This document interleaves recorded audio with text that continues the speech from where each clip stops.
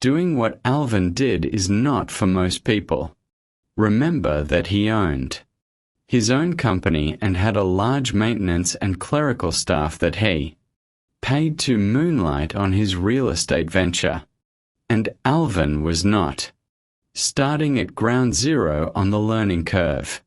He told me that if he was at or near ground zero, he would never have contemplated buying investment homes. If you are not in a similar position, you may wish to think twice about following Alvin's lead, but even those without his staff and experience find it productive to buy homes for their personal use in a neighborhood with which they are familiar.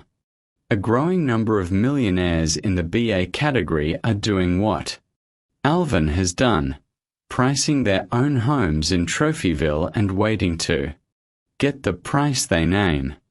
They sell in sellers' markets, buy in buyers' markets. They often buy bargains in their own or adjacent neighborhoods. Some take residence in these bargain price trophies. Others use them purely as investment vehicles. The "I'll save money" myth. Why is it that the large majority of millionaires never build homes? They believe that there are some benefits of building versus buying, but they also feel that those benefits don't offset the marginal costs of their time, energy, and other important resources. This fact differs from conventional opinions. It's a popular belief that wealthy people have the need for custom products.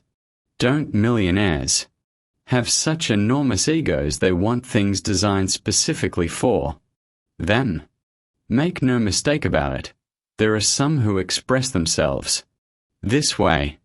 To these people, there is no substitute for a custom-designed and built home. Their home is not just a home, it's an extension of who they are and what they wish to tell people about themselves. A resale, no matter how nice, just will not satisfy their needs. This is a small segment of the millionaire population. Fewer than 1 in 10 fall into this category. A very small segment, fewer than 15 in 100 millionaires, decide to build their primary residence because they believe they can save money this way. In reality, these millionaires are very sensitive to variations in the cost differences of building a home versus buying one. Some act as if they put a lower premium on the value of their time. They believe that it's financially beneficial to spend more time on the process of building than working at their primary vocation. This group includes the most price-sensitive bargain shoppers of all the millionaires. They build because they think they are going to save a lot of money doing so. They may look at an existing home priced at $400,000 and say to themselves, I could have it built for $300,000, including the lot. What if you are a young attorney in a position that has great prospects for advancement? If you make partner, your income will jump from $78,000 per year to over $300,000. Should you take time to have a home built for you? Are you up for taking hundreds of phone calls from your builder, suppliers, and subcontractors at your office during a 6 to 10-month period? Do you think it valuable to visit your construction site every few days to make sure it's done right? Just envision that 2 young attorneys are competing for one opening. As partner, who would you bet on, Mr. Build or Mr. Buy? Even if Mr. Build saved $100,000 off a comparable home, he spent so much time and energy on the project that it took the edge off his performance as an attorney. He did not make partner. Good legal advice. There is a very wide variation among occupational groups in regard to building versus buying a home. Millionaires in some occupational Categories are significantly more likely to build as opposed to buying an existing home. As a rule, wealthy attorneys are averse to building. Nearly 9 in 10 attorneys, 88%, have never had any type of home built for them. Millionaires in the senior corporate executive occupational category, 32%, and those who are business owners or entrepreneurs, 31%, are somewhat more likely to build homes than the average, 27%, for all millionaires. There is a relationship between one's level of wealth and their propensity to build a home. About 1 in 4, 24%, of the millionaires in the $1 million to $2 million net worth category indicate having built homes. Conversely, about 35% of decamillionaires have built homes. Wealthy attorneys are unlikely to have homes built specifically for them for 2 reasons. First, they are extremely productive. Fully 80% earn incomes in excess of $200,000 annually, and about 1/2 earn incomes of more than $400,000. Consider the time and effort it takes to generate such incomes in the light of one fact: legal services can not be inventoried. They have to be rendered constantly. Many respondents from the legal profession said that they and their colleagues have no time to get involved with home construction. Attorneys are good judges of the value of their time, and having a home built is a time-consuming event. The second reason is that attorneys understand the legal and corresponding economic risks involved in hiring a home builder. You can hire the best, most honest builder in your state and still have problems if he is disabled or passes away just after your home is framed, or just after you paid him a small fortune to get the project started. Who will now build your home? What is the disposition of the money you advanced your builder? Here are some other problems that millionaires have shared with me about their recent building experiences. My builder hired a sub to install the wallpaper in our 18-foot foyer.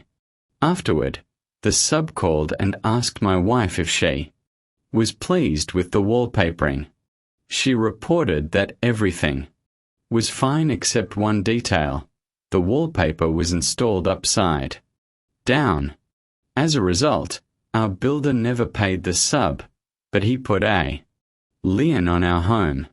This, in turn, prevented us from having our permanent mortgage approved. We had to hire a lawyer and purchase a bond. It all took more time than money. All the wallpaper had to be removed and new paper installed. Our builder was not a lot of help. Built on a steep hill, great view, contractor poured the basement slab just following torrential rains. The whole thing, slab of wet concrete, broke loose. Concrete, all, rushed down the hill. Contractor said it was my fault for insisting on having a full basement. My lawyer persuaded him to see it our way. Our builder assured us that there were no rocks underground on lot. The first day of groundbreaking he called and asked, could YA go with a slab? No basement. We hit granite just below the surface. After more than 200 sticks of explosives and more than a week of blasting and removing, we were in the financial hole. So much for cost plus pricing. Cost more than $10,000 just to truck the rock away. Worker knocked a hole in our foundation for pipes, then filled in around pipes with the wrong type of mortar. Cracked our 9-foot foundation, top to bottom. It's still cracked. It's still Leaks when it rains. I've called my attorney. Subcontractor, framer, overbilled our builder. He passed the problem, the bills, onto us. When we questioned him, he just got angry. He, the builder, said that the framing would be Wednesday. We thought he meant Wednesday of next week, not 2 months from now. The builder told us that our fireplace would be finished as soon as his rock mason came back to work. Our builder was his own rock mason. Carpet installers stapled through the floor sensors for our alarm system. Got to know a lot of police people just after moving into our new home. Contractor hired a rookie with a bulldozer to complete the grading. Leveled every single tree in our 100-foot times 200 backyard. It was once filled with a variety of hardwoods. At completion, we had receipts from 360 suppliers. We probably spoke to at least half of them during the project. I have a stack of complaints from my clients about their builders. These are very expensive homes and very angry people. So if you are interested in having your dream home built for you, consider what I've learned from millionaires. Consult your attorney and, if possible, ask him to help you find a builder. If your attorney is a partner in a large firm, you have some advantage. Out of 50 or 100 lawyers, you are likely to find at least 5 or 10 who had homes built for them, and a few may have been completely satisfied with their builders, or at least they may have clients who hired high-grade builders. Allow your attorney to relate to you all the legal issues involved in building your own home. Never even consider signing a construction contract without the input of your attorney. Even better, ask him to write the contract, then let him work out the details with your builder. Don't go out of control regarding your need to express yourself in the home you build. If you insist that every single element in your dream home be unique and custom designed, prepare yourself for delays, disappointments, and cost overruns. In terms of time and money, it's more productive to avoid the fully customized dwelling more than the purchase price. He telephoned my office one morning, a parent with an unusual question. Mr. Adam, as I refer to him, had a net worth of about $20 million. He seemed puzzled by my response. He thought I would just say, "What a great idea." Mr. Adam, should I buy my 30-year-old son Nate a $425,000 home? I told Mr. Adam that I would first have to ask him a few questions, then I'd give him some data. With the data, I assumed he would make up his own mind. Dr. Stanley, do you think that your son can afford it? Mr. Adam, perhaps I am not making myself clear. I'm going to buy the home for my son outright. Dr. Stanley, I understand that. I'm not talking about the purchase price. I'm talking about the costs associated with operating a $425,000 home and the lifestyle associated with such a home. I explained to Mr. Adam that $425,000 was like the initiation fee at a country club. The monthly fees are another issue. Mr. Adam didn't seem to get the point that I was making. He believed that Nate, his son, would have few financial burdens. After all, Nate would have no mortgage payments and he'd have the title to a home valued at $425,000. What could be simpler? I began to think that Mr. Adam had already made up his mind. He seemed inclined to purchase the home for Nate. After all, $425,000 was only about 2% of Mr. Adams' net worth. But there is a problem with his logic. In many ways, it's irrelevant how much or how little of his wealth is involved, for it's Nate and his family who will be living in the home. Dr. Stanley, how much does your son earn annually? Mr. Adam, about $30,000. Dr. Stanley, what does he do for a living? Mr. Adam, he recently started a new career in the insurance and investment business. Dr. Stanley, what about his wife? Does she work? Mr. Adam, she is a part-time hairstylist, but she wants to quit and be a housewife full-time. Dr. Stanley, so are you saying that the couple has a combined earned income of a bit over $40,000? That is pretty close to the average for all households in America. Nate and his wife may be just average in terms of their combined earned income, but they would be extraordinary if they lived in a neighborhood filled with $425,000 homes. I was well aware of the demographic characteristics of the neighborhoods where Nate and his wife had been home shopping.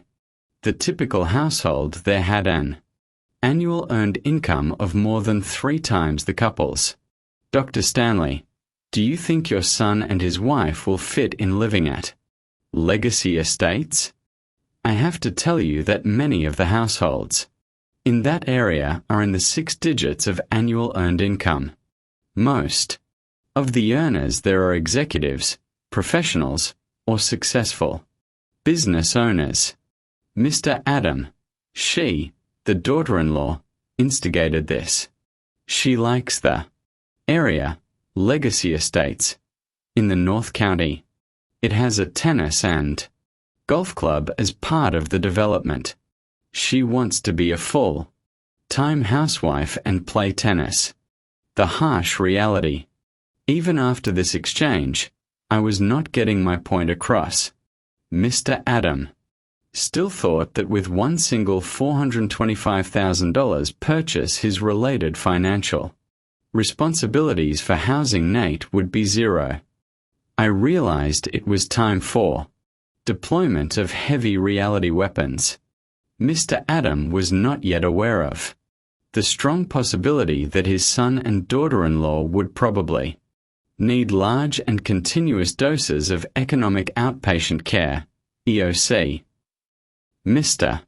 Adam couldn't appreciate the fact that it costs a great deal to sustain a household in a $425,000 neighborhood environment. It requires lots of money independent of mortgage payments. Dr. Stanley, do you have an idea about what the property taxes will be on a $425,000 home? Mr. Adam, don't know.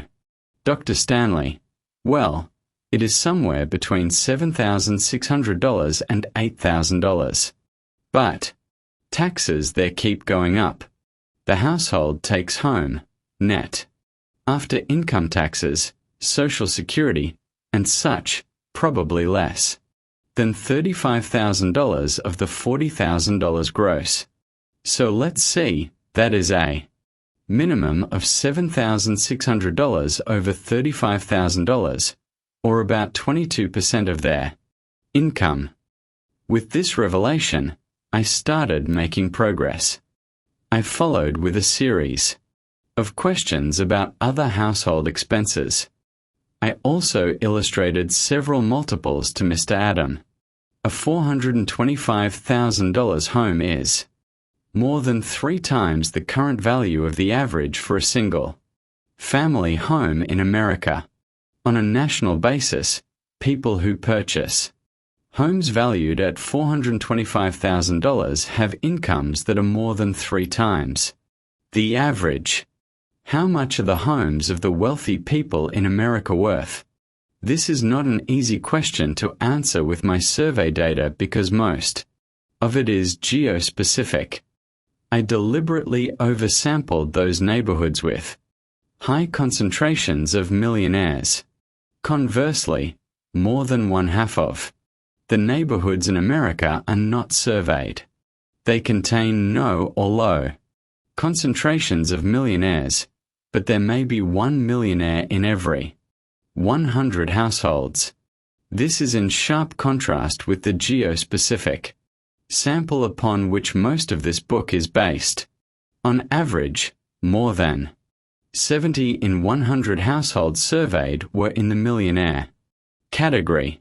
It's not surprising that these very affluent neighborhoods contain many expensive homes, but the same is not true on a national basis. Who has the most complete data on millionaires? Not yours truly. The answer is our own Internal Revenue Service.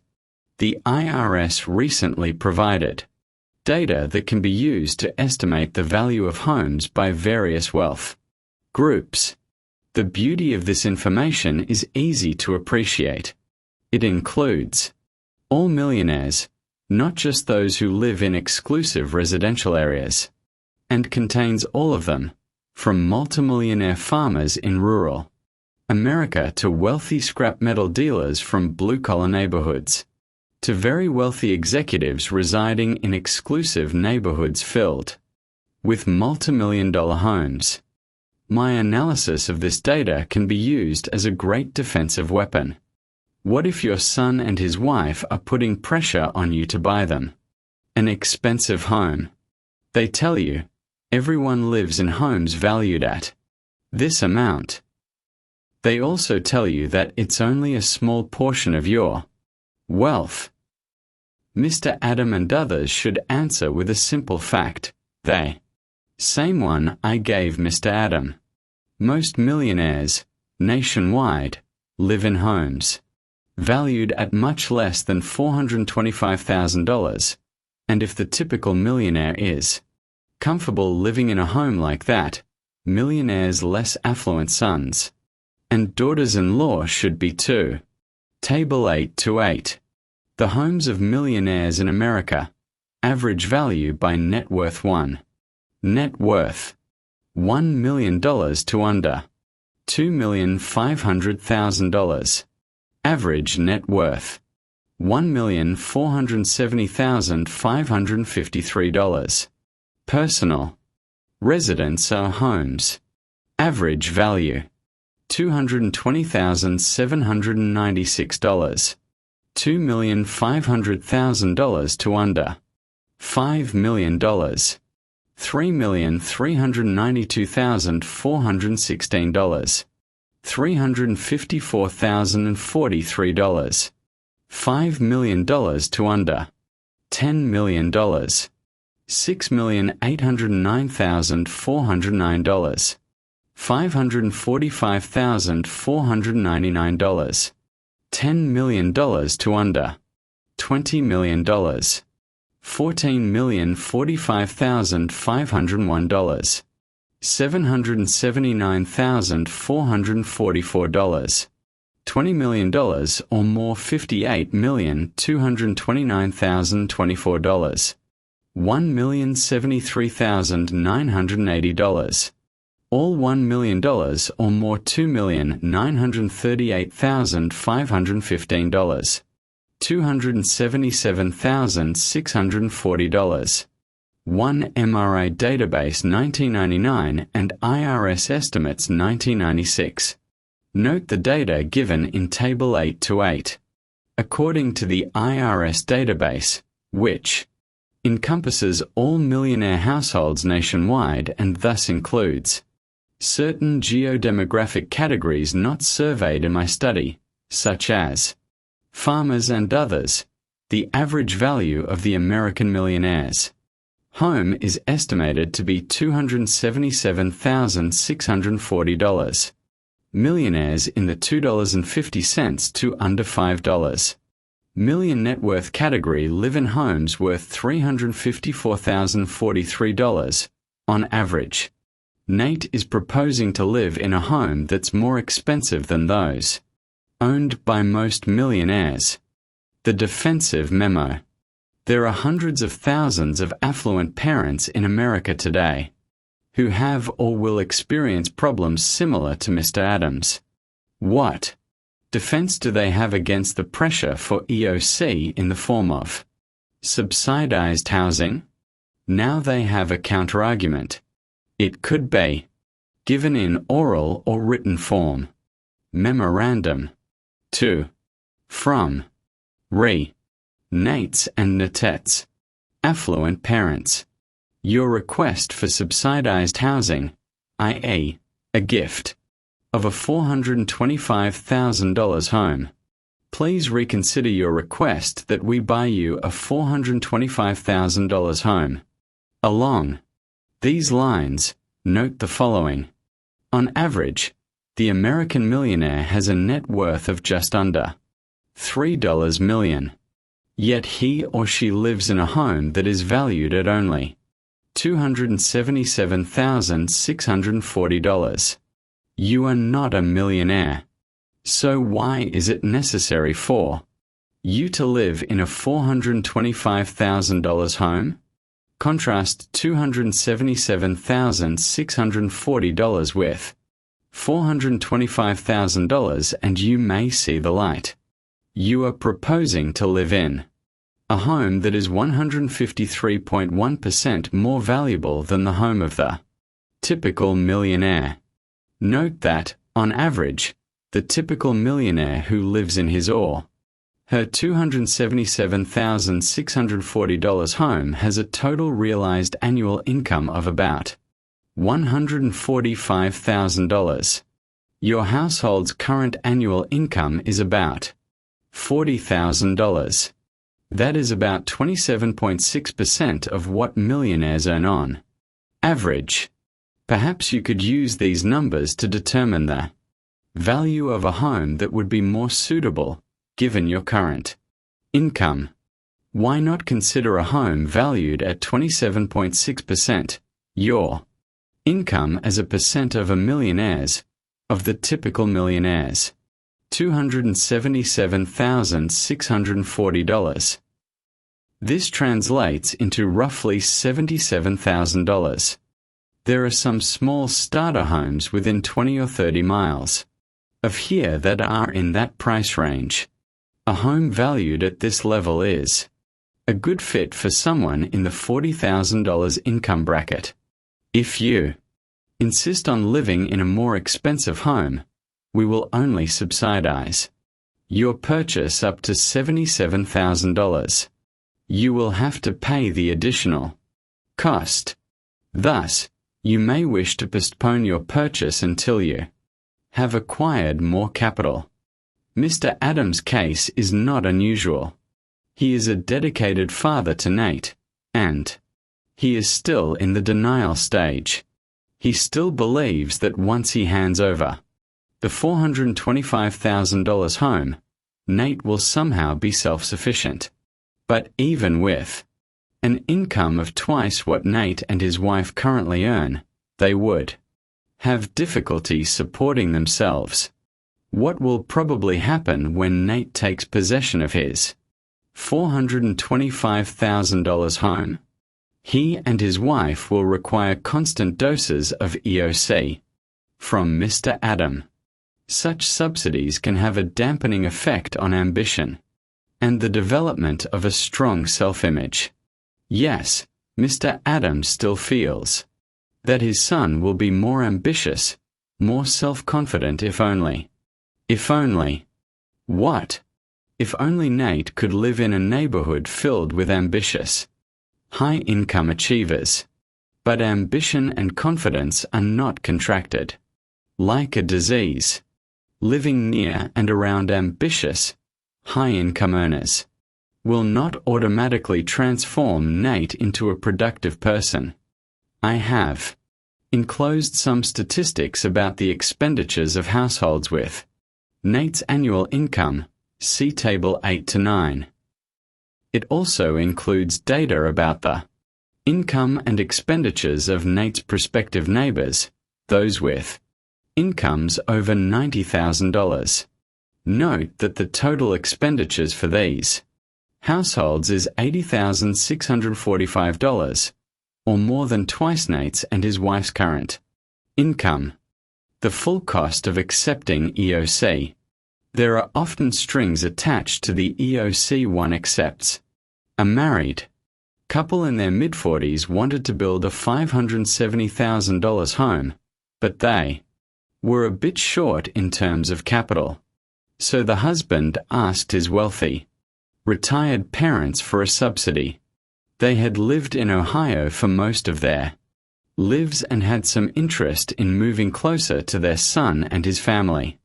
Atlanta appealed to them, but they had never taken the step of shopping for a home in the area. Their prospects for moving to Atlanta brightened the day their son called and asked for a home subsidy. Without it, he could never afford to build his dream home. If you were his parents, how would you respond to his request? Sure, you may be worth several $1,000,000, but you are now retired. Your big income-earning years are behind you. You deserve to enjoy your remaining golden years without providing your adult, college-educated children with a few $100,000. How can you say no without hurting your son's feelings? Should you dare mention that you subsidized his last home purchase? The couple considered various responses, then hit on a sure winner. They told their son that they would provide the subsidy, but there was one condition. His architect would have to make some changes to the parents suggested that the entire basement area be made into an apartment with 2 bedrooms, full kitchen, 1 1/2 baths, a den, wall-to-wall carpet, and full appliances. When they finally decided to move out of Ohio, they could just move in with their son and his family, rent-free. The move could even be sooner if one died or became disabled. What a great offer! The son would not only receive several $100,000, he would also get mom and dad. It's hard to believe that he turned down the deal. Table 8 to 9. Selected average annual expenditures and characteristics. Households with incomes of $90,000 and over, and those with less than $90,000.